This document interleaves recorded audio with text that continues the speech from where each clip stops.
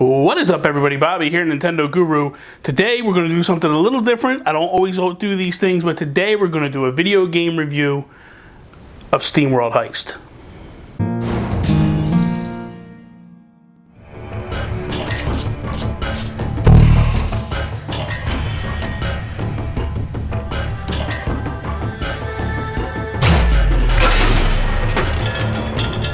So what's up, guys? Today we're going to do something a little different. We're going to do the review and all that. So let's just get into it, shall we? So Steam World Heist is from the makers of Steam World Dig. In Steam World Heist, you command a steam-driven pirate crew in a series of epic tactical shootouts. It's turn-based strategy with an action twist. You manually aim the guns of your robots, allowing for insane kill shots and bullet-bouncing action. As captain, you will board, loot, and shoot your way through enemy spaceships. Overcome the challenges of the vast frontier by upgrading your recruits with the unique abilities and even stylish hats. So that's one thing that definitely stands out to me in this game is all the amazing hats. Like, you go through all these hats and like there's hats in there that are like from other video game companies. There's also hats that like just stand out, like cool little things like Spock's hair with his ears, his pointed ears. Also, you have like a hat that I feel looks like the Flash. You know, I don't believe it is from the Flash, but it looks like the Flash's helmet with, you know, the helmet and the little gold wings on the side. So I love that hat. I actually use that for Captain Piper all the time. Cloud strife hair, like that is awesome. Like they got everything in here. There's so much stuff. I know Cakal's hairdo is in here from Zombie Vikings, Zoink Games. Just a really cool touch to all the different hats. So this game's been out since 2015. It started on the 3DS, quickly moved over to the PS4 and the Vita, Steam, and now it's hitting the Wii U. And for me, I've played every iteration of this game, and the reason why I did this review was because, the reason why I'm doing this review is basically because when I looked at things, when I played it on the 3DS, I thought to myself, this is a really phenomenal game. I love this game, and I put a lot of time into that copy. And then I played it on the PS4, and I was just like, man, the HD graphics are awesome, but I hate the fact that the map is up on the screen and it's not, and I don't get the full map. I just get a little map up in the corner. Man, I wish I had something that I could do with it. I wish I had another place for this map to be, similar to the 3DS. But the graphics on the 3DS aren't that beautiful, crisp HD, and I was just like, So then the Wii U version hits, and I start playing that, and it's gorgeous. I mean, you have the gamepad that has the full map. HD graphics up on the screen. You can also flip and do off-screen TV play. So if you do want to, like, your wife or kids got to use a TV or whatever it may be, or maybe you want to watch TV and your kids want to use the Wii U, you can actually go off-screen and let them play that way. It is amazing, really is. Some of the key features in Steam World Heist: strategy focused on skill rather than chance. So basically what will happen in this situation is if you miss a shot, it's not because it was just luck of the draw and you missed the shot. It's you missed a shot. You didn't aim properly and you just were off by a hair, and it cost you the shot. You know, whether it be a kill shot or a hat shot, because you do find yourself trying to take hats off of the enemies in order to collect the hats. And then you also have to ask yourself, like, do I want to complete the mission, or do I want to take a shot at a hat and maybe die if I don't do this properly? So it's a lot of strategy that goes into that. Procedurally generated levels. So not every level, but most of the levels, I would say 95+%, the levels are just generated randomly. So you could go into a level and lose and think, okay, how do I work this level better so I don't die? And you go in and the levels completely change. Like where things were are not there no more. Where ledges were, where doors were, like the whole ship just changes and looks totally different, which I love that factor because it keeps the game fresh. It's constantly like every level's a different challenge, and you may think, hey, I got this down and I got No, it doesn't work that way. So that's another thing. 15 to 20 hours of gameplay, followed by New Game Plus. So when you beat the game, it offers New Game Plus, but it'll run you about 15 to 20 hours to run through the game completely, beat it. That's basically your first time run through. You can pick up speed as you go through. It also depends on what level. You know, there's 4 different difficulty levels.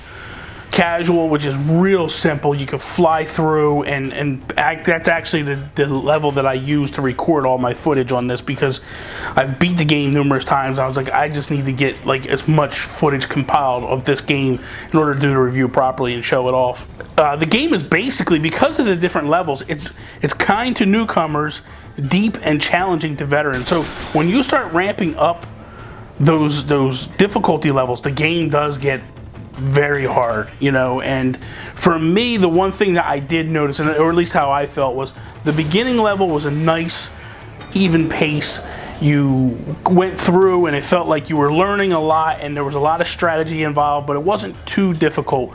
I felt like when you got to the second world, the Royalists, it got much harder. It felt like it got much more difficult, and especially when you went against the Red Queen, it just felt like she was much more difficult as a final boss of that level, as opposed to Chop Suey in the first and Vectron in the last.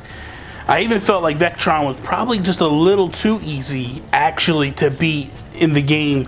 I felt like if the difficulty levels were flip-flopped between 2 and 3, it probably would have been the perfect game for me in terms of like that slow, steady build to difficulty.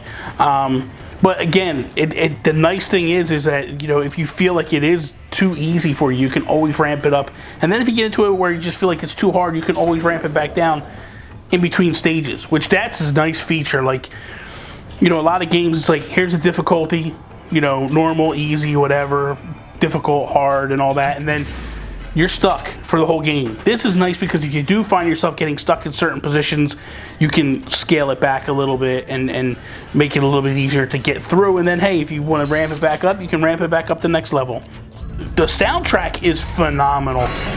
It's powered by steam-powered Giraffe. And, you know, the cool thing about this is it reminds me of Link Between Worlds, where you could go into these you go into the Milk Cafe in Link Between Worlds and you can listen to old Zelda tracks.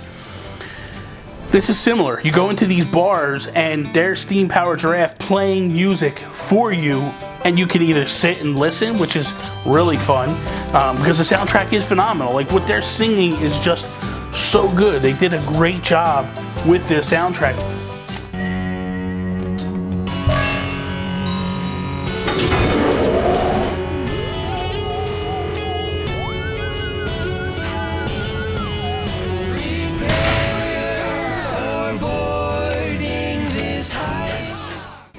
So as I said at the beginning, this game has already been on 3DS, Steam, PS4, PS Vita, and Wii U. Still going to come to the Xbox One and iOS. They just haven't gotten a date down for that stuff yet. The game is available in America, Europe, Australia, New Zealand. It's available in many different languages: English, Spanish, French, Italian, German, and Russian. So the cost of the game, if you get it right away, it's I believe $13.49 is what I paid for it. There's a DLC pack called The Outsider, and that basically gives you an additional character, a bunch of hats, and actually a bunch of different levels that get scattered throughout the game. So what it does is it takes that original game, makes it a little bit longer, but the way they do stuff is amazing. And one of my favorite levels in this game comes from the DLC pack, where you go into the level and you're trying to work your way through the level, and both Royalists and Vectron robots are fighting against each other while you're going through, and you're also fighting them. Just really awesome how it was put together. The Outsider DLC pack is $5. Definitely, I think you do yourself justice if you just play the game one time through and then go back and buy the DLC, or buy the DLC up front. It doesn't matter. Either way you can do it. But I personally played the game the first time through on the 3DS, enjoyed it, And then the DLC came out a couple months later, and I went back and played through again, and it was just like seamless how the levels were sporadically put in throughout the game. Just perfect touch to it all. There's also a hat DLC pack, which I think is a couple dollars. Overall, I paid $20, give or take, for everything. I bought the original game for the Wii U. I bought the DLC pack plus the hat DLC pack, plus there's a free hat DLC pack in there as well. And I got that all for a little under 20 bucks. The game itself is going to be 20 bucks if you don't pick it up right away. There are some discounts that they're doing for, like, you know, to reward people for coming back if you own Dig and stuff like that. But go check it out in the eShop to get exact pricing and all that stuff, because it could have changed by the time you watch this video. By the time this video goes up, according to what the prices are actually in there. But definitely check out the DLC. That's a must buy as well. You got to check it out. So let's start with graphics. The graphics are phenomenal, and what I love about the Wii U version is, like I said, it takes what's great about the 3DS, it takes what's great about the PS4 and combines them too. So you get the HD graphics running on the big TV, and then you get your map on the gamepad. That to me is priceless in this, and to me it actually makes the Wii U version my ideal version. The best way to play this game, hands down, to me is the Wii U version. I feel like there is no better version. This is the be-all end-all versions of this game. Music, top notch. Even when it's just the regular music in the level that you're playing to, like, it's amazing. There's a lot of nods to SteamWorld Dig, their second game in the SteamWorld universe. This game is, the music is perfect. The sounds are just reminiscent to Dig. It just gives you that warm, inviting feeling for those that really love Dig. It kind of just brings you back a little bit and lets you realize, like, hey, I'm still in the same universe. This is kind of cool. I haven't left too far. There's little Easter eggs hidden throughout this whole game. So if you are a Dig fan, you're going to see little things that definitely will give a nod to the past game, and it's just so cool. It really is. And it's just amazing, the little touches that you see going through this game. The gameplay is spot on. Like, the controls are very easy. Anybody can pick this up and go with it. I mean, it's not that difficult to play this game at all, especially with all the different difficulty levels.